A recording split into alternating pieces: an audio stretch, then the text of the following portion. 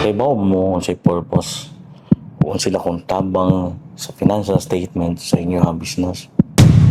Question is, nganong dali ra kayo mo down ang mga F&B nga business? Nganong dali ra man kayo? Bani ko ninyo kaya to, kutlo-kutlo.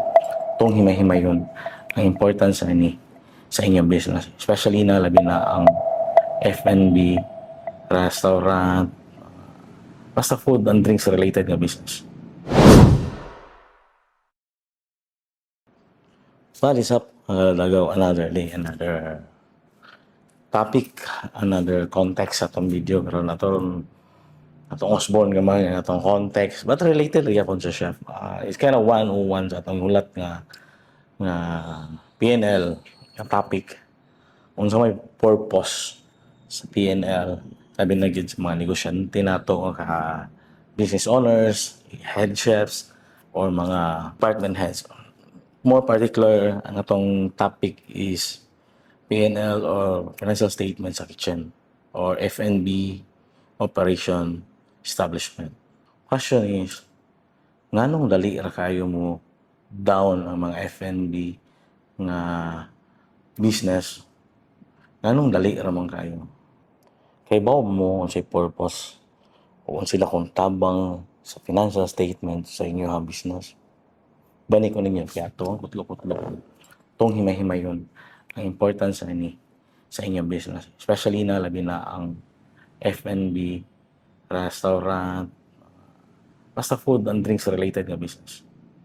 The reason why guys, buhat ko nga video kay at least ma-share na ako in Bisaya context ang pagbuhat or pagtudlo or pag-share na totally tudlo na lang kay asing daghan mo palag, daghan kay balo, daghan mo angal. But na nakita mo sa internet, YouTube particularly, na ay mga gabuhat o inani nga context but English siya.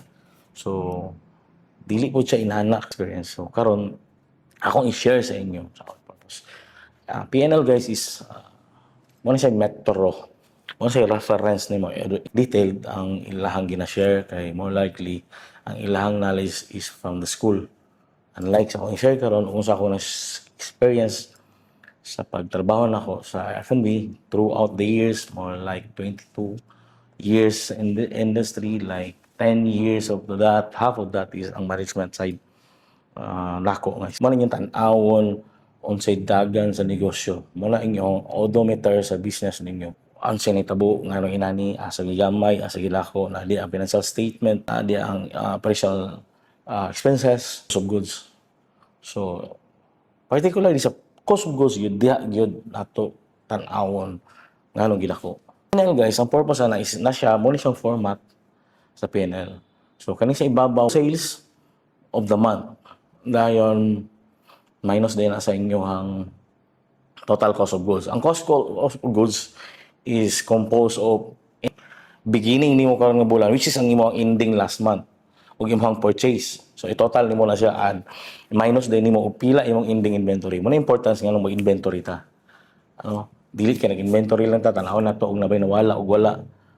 Well, kung saan yung pag-identify, kung saan yung pagka-hibaw nga wala na nawala. So, throughout the financial statement o ang PNL, diyan na ito makita og asa dapit nawala o unsay kulang. So, muna siya. Kani siya nga PNL format, diri nimo ibutang ang imuhang insert nimo ang total sales of the month. Dayon, add nimo ang imuhang purchase ug imong ending inventory minus din ang imuhang gross sales. Kaya mo na siya imong cost of goods.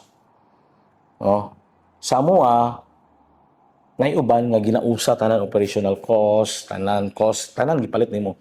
But in a restaurant, mas maayo gyud nga imong i-break down, i-categorize nimo ang imong purchase. Like for example, ang cost of goods katong mga direct sold imo to ibutang sa imong cost of goods. But ang katong gas, ang imong mga cleaning materials or mga packaging nimo, i-separate nimo to sa guys sa PNL. Butang nimo to sa dito sa imong operational expenses. Dito nimo siya i-break down. Kay para ma-identify nimo what went wrong. Kung dili man gud iusara nimo tanan cost nimo, purchase nimo dito sa cost of goods, maglisod ka identify nganong gilako imong food cost, nganong gilako imong cost of goods. So pag cost of goods, COGS lang or food cost, mo na siya yung direct cost. What is direct cost? Mani direct sold cost. Kana bitong gipalit gi direct bayaran sa customer.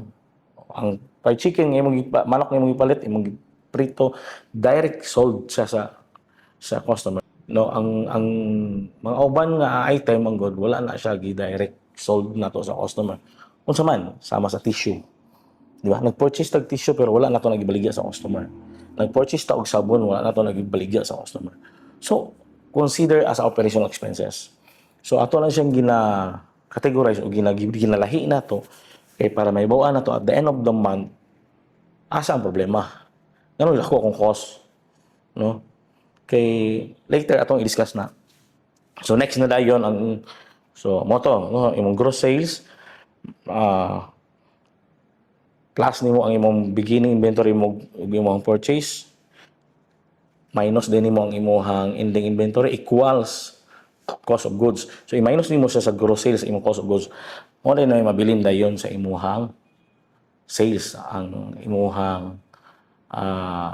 di pa na siya net. Kikuhaan pa na siya dayon og operational expenses. So pagkuha sa operational expenses o so on, so forth, unsa man nga expenses, ang net income mo na imong sulod dito sa imong boss. No? So question is, as you hired as a department heads, unsa imong contribution? Unsa imong may tabang sa cost sa imong boss? So more likely, ikaw ang mo figure out unsa problema sa imong financial statement kay para mulako ang net income kay diri gasalig ang imong boss. Okay? So diha pa lang makita na unsa imong worth. Okay, nagpa-hire man ka o ginana ka na kung sweldo, you should be accountable for all the expenses in your department. Kay kung mulako ang sales guys or mugamay ang sales, walay lain mo bawas nga income kung dili ang sa tag-iya. Kung gamay ang halin karon mugamay ba imong sweldo? Of course not. Kung mugamay karon kuan ba nato na imong sweldo sa imong tao? Of course not. Dili na siya fix na imong sweldo. Kung mugamay ang halin karon, pwede ba bawasan nato ang renta sa atong store? Of course not, di ba? Fix na siya. That's a fixed cost. Okay, like for example, nagpat kag napulo ka kilo, isa ka sako sa isa ka bulan. Then total nga na-sold referring sa imong POS, kung laki POS, sa imong total sold is naara sa 40 kilos. So more likely, pag ending inventory, dapat na ay napulo ka kilo diha. Well, unless kung dili reported ang inyong meals. Well, unless kung dako kagkaon sa imong lukot.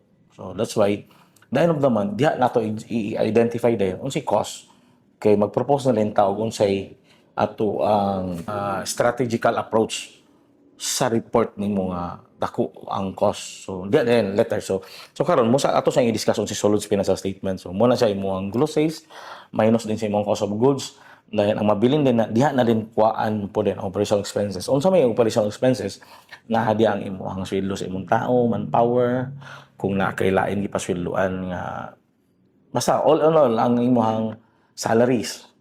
Tapos kung nag-abang ka, more likely nag-abang mo gyud. So pag wala ka nag-abang na kasi imong property, you should allocate at least how many percent of your sales para sa rental. You can put into emergency fund, pwede. So kung sa imong rent, imong utilities, tubig, kuryente, ang imong gas, di na nimo ibutang imong mga transportational nga gastos, napalit dito, kailangan naka-account na tanan, nakagisugo, nagsakay og taxi, naka-account na tanan, naala po di ibutang nimo internet, ibutang na po nimo di ang meals imong tao sa kabulan, ibutang na po nimo di ang imong marketing. Nagpa-ads ka sa Facebook, nagbayad kag boost, nagbayad kag vlogging, ibutang nimo diha. Nagpa-construction ko. So kailangan butangan ako construction dito.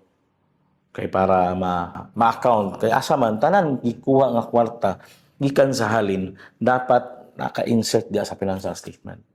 P&L, profit and loss. Para may bawaan nimo og unsay unsay gidaadtuan sa kwarta. Asa ni paingon ang kwarta. Kaya ang end manggudani, ang tumoy ani is ang imong net income, is ang imong profit or loss. Diyan na to ma-justify na dayon. Kung naamagay kay boss, kung naamagay kay kapitalista, o namagaling kay investor, muni siya nga to ang ipakita sa iya. Muni ang business na to. So, ang ending na, napo dito ang tax. Imo ang tax kung ibayaran. Kung karon nga bulan nagbayad mo og internet, karon nga bulan nagpa-renew mo sa license na po na nakabutang dito. Equals, ang bottom line na is ang net income sa imong boss. So karon kung wala na nabilin dito or gamay na lang kayong nabilin dito, you should work it out as a department head or as a chef. Muna trabaho sa chef, guys. Chef, just a title. Naanay nakaagipat dito nga obligasyon. Yes, cooking is already given. Kung chef ka, kabalo ka muluto. Di ba? Kung mayroon ka chef, muna imong kaagipat na trabaho. Dapat kabalo ka pag pangitag kwarta, how to make money for your boss. Dako mga swilo, di ba? Meaning to is you are an asset. Pag meaning to say asset ka, di ba? Kailangan makita ka. Gibayaran ka sa boss para makita siya. True with you. So at the end of the month, kung naay problema, muna imong tanawon ang PNL or ang financial statement. Kung saan nimo pagtrabaho for the next month nga dili ma-carry over ang problema for to this month to another month. There should be a result for the next month. Diba? Kung wala resulta sa sunod o bulan, nag-carry over ang problema karon ngadto sa sunod bulan, wala kay pulos. Promise, dili ka effective as a chef. Unsa may purpose nimo diha para magluto og adobo nga lami kayo? Lami mo kung luto chef, man nagpahay ko gas mahal og sweldo. Well, all cooks lami mo luto kung naay gisulod nga standards, naay gi-follow. Diba? Given na sa tuwa. But more likely, your big task, is your big job, is ang pagtrabaho ug unsay angay matrabaho nimo nga mokita ang company. How to make money. How the company make money because of you. Because ikaw, ang department heads, ikaw ang chef, ikaw ang isulduhan og dako. Muna imong purpose. No? So, muna siya purpose sa PNL, guys. More likely, mapa nimo, di ba? Kay pag abot mo sa end of the month, more like ang uban mo gud ang department sa dagkong hotel wala pay reporting, wala pay meeting sa tanan mga department heads kung kinsa involved for that financial meeting, statement meeting, FS. So hatagan na mig kopya sa mga department sa kusina, taga na mig kopya sa mong chef. Muna itong cost karon, sige tanawang sa inunglan. Not knowing unsa tan-aw ka dito, tama na ko na chef, no? So you should understand unsa purpose ana kabalo ka kay ikaw ang lakog rules, ikaw ang kahibalo, ikaw ang motubag sa management. Nganong dako magkahitag cost chef? More likely ang real cost sa restaurant is nara sa 25, pinakadako kay 30. Labi na og daghan kay kagibayaran na kay executive chef, na kay sous chef, na kay party. So kailangan dako ang imong allocation para sa imong operational expenses. Kay kung sa cost pa lang daan dako na, pila na lang mabilin sa tagiya. Di ba? Imagine ikaw nag-invest, ikaw nag-capital, then at the end of the month, mas dako pa ang sweldo sa imong executive chef kaysa imong nadawat every month. How come? Isirado ko na lang na akong tindahan, di ba? Or even, magsige na lang kong tapal every month. So, muna siya. Muna siya purpose ng financial statement. No? Para lang makahibalo mo unsay purpose na. Kabalo mo dapat ug unsay hinungdan. Kay at the end of the month, manggod, when paggawas na po dahil sa following month, comparison na din inyo dayon. No, anong dako maning sales na to atong niagi siya while the next month is gamay, then more likely ang mga expenses kay pares raman. Diba? So tanaw na ninyo asa dapat ang problema. So through that categorizing the item nga inyong i-purchase, makita nimo, diba? Nganong dako man ko gasto sa akong sabon, nga gamay ra man akong halin. More likely kung gamay ang halin, gamay ra pud ang ugasunon. Kung gamay ang akong halin, dapat gamay ra pud ako ang packaging. Kung gamay akong halin, dapat gamay ra pud ang ako ang gas. So dito nimo makita. Gamay imong sales karon compare last month, dan ang imuhang mga operational expenses is almost the same last month. So, na problema sa kusina. No? Ganun mahurot man ang gas kung walay halin. So, galuto dito nga wala gi-consider as sales or wala gi-declare as sales. Especially sa mga restaurant. Oh. Kay mudako magud ang halin guys. Kung naay mga pilferage, kung naay problema, loopholes sa imuhang pagpadagan sa kusina, mas mudako po lang food cost. Dako ang halin, dako po kitsansang mudako ang food cost. Kung walay sistema. With regard to food cost, comment ninyo below kaya ato lang istorya po sunod. Karon ako lang sang gi-explain sa inyo unsay purpose sa financial statement. Unsa din ni siya. No? More likely guys, kani siya muna siya itong map or muna itong reference every end of the month tanaw na to unsay dagan sa negosyo, no. Then more likely dapat kabalo yun mo analyze na pod sa figures. Ngano gidako man ni figures tanaw yun ninyo tanan. Kaya di ang yun makita ang problema. Then kana siya nga problema that's dili pwede nga ma-carry over to the following month kay ang problema karon nga bulan dapat nasolusyonan na pagkasunod bulan. Kay para healthy ang business. Kay kung dili magud mo sa solusyon mo down until the such like mo abot pa na mag-close na gyud ang negosyo. So mo na siya yung problema. Kung dili nimo matagaan o dili nimo makita unsay problema. Dili nimo makita kay kailangan magud dili pag-abot sa sunod bulan kung siya so problema ni. Kung ana siya mambay murag katon isang lagkuan. So wala kay particular item nga ma-figure out unsay hinungdan sa imong cost. That's a problem. Di ba? Unsa man mo pa muna akong gingon lagi nga dala lang yung cellphone nga guba dito sa technician then ipaayo sa iya without knowing unsay problema. Di na niya maayo. Well, maayo na niya pero dugay kay iya pa man tanaw tanan. Pero pag was maingon ka nga kani siya guba bay dili mo on siya pero dili mo flash o mo on siya pero dili mo gamit. So kabalo siya unsa iyang ditso ayuhon. So the same gyapon na sa ato. Next month kung kabalo ka unsay problema kinahanglan ka na ra imong focus. Dili man nimo pwede nga lako tong cost karon. Ang imong pizza ayaw butangi capsicum, butangi na og baratuhon nga sal. Then ma-compromise ang imong quality sa imong food. Dili pwede kay the same man gyapon lang gibayaran sa customer. Dili pwede ma-compromise ang quality sa pagkaon. So, you should be particular kung asa dapit. Kung dako gid ang problema sa capsicum, then find another way. Look another supplier nga mas barato kay basig mao na hinungdan nga nag-supply yes price compare sa imong recipe file. Okay, so muna tong topic sunod. Comment below how to make recipe file. Kay muna siya mukaon sa imong food cost. Kung wala mo kabalo sa pag costing. Yes, kabalo mo costing chef. Mura man inanaw. But how accurate? Unsaon nimo pagkahibalo ni sakto yung food cost? Well, that's another topic. Istoryahan ta na sudod.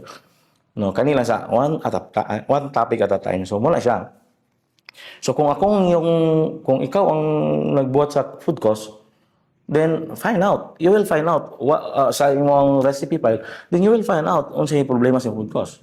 Then kung nisampa ka sa imong restaurant, daan nga restaurant, then you are third, fourth batch executive chef or third batch na ka nga chef nga mo-handle ana nga restaurant. Pag dako ang food cost, then find out unsay hinungdan, unsay ilang recipe file sakto ba? Kay more likely mo gina siya hinungdan sa pagdako sa food cost. Ang recipe file. Imagine I have establishment nga gi-handle before. Ang ilang gi-follow nga recipe file is like 5 years ago. So pila pang baboy itong pulga 180, 200, pila nang baboy karon? Almost 400. Dako na kayong food cost. So kailangan yes na ay technique food nga at least for a couple of 6 months, dili apektado ang imuhang recipe file sa pag-fluctuate sa presyo sa merkado. Napo na. Ang itulo yan po na ako napon. So karon mo lang siya. Mo lang niya. Ang importance lang nato makita sa karon is unsay purpose sa P&L or sa financial statement. So mo na siya. So imagine, hado kay inyong taong ikaw po nga head. Boy, kana okay kayo. Ikabala ka kay patagaan tagag increase kay pugyan ka. Dili na siya mao. Asa man mo increase ang tagiya kung gamay ang income permi. No, you need to work it out on how to save the cost. how to minimize the cost para gamay ang atuang cost, gamay ang atuang operational expenses, dako ang income sa tag-iya. Then by that, we can ask or we can ask favor nga ma'am kani may sa mo trabaho. Uy, okay problema sir. Dako kita income karon tungod siguro po niya. So ana na sa dili ta sige pasagad o pa-promise sa tao nga kaya na to pa-increasean nilang trabaho, ang ilang sweldo ba sa may mo trabaho. Well, on how, on what way?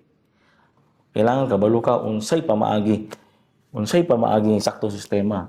Diba? Kaya at the end of the month, figures will matters. Figures don't lie. So, kana lang sa comment ninyo kung saan gusto ng topic, but more likely atong isod nga topic is ang unsa pag-costing, recipe file. Kaya diha gyud mag-ugat, mo na siya root of cost nga mo taas. Kung dili ninyo na siya manage. Basta kay karon sa nga topic mo ni siya atong purpose nga makita ninyo ang beauty sa financial statement, ma-analyze nimo. No, kay kung wala ka kabalo mong unsay purpose sa financial statement ug unsa ang pag-analyze ang mga number nga naa diya, gabasa lang kada.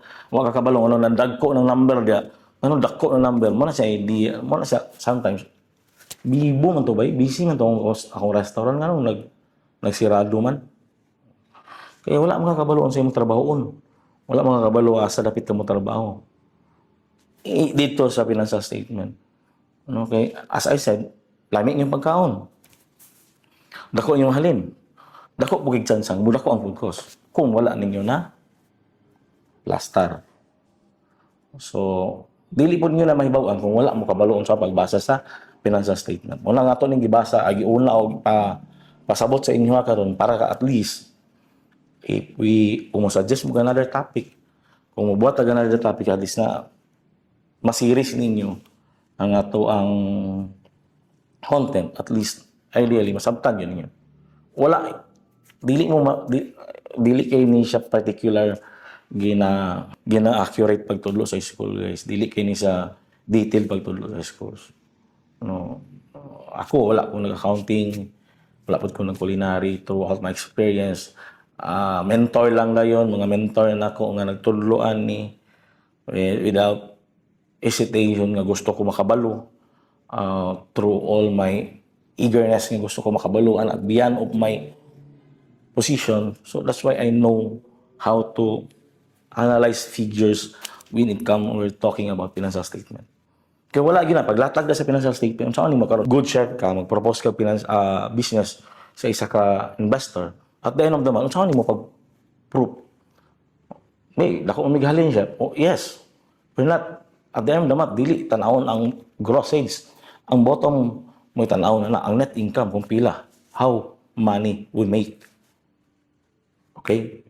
So, comment mo kung sa itong next topic o kung sa inyong mga question ani nga context kay atong tubagon po diya sa silong sa comment section or buhatan na to another video, short video. Right? This is Chef Letagao. Peace out.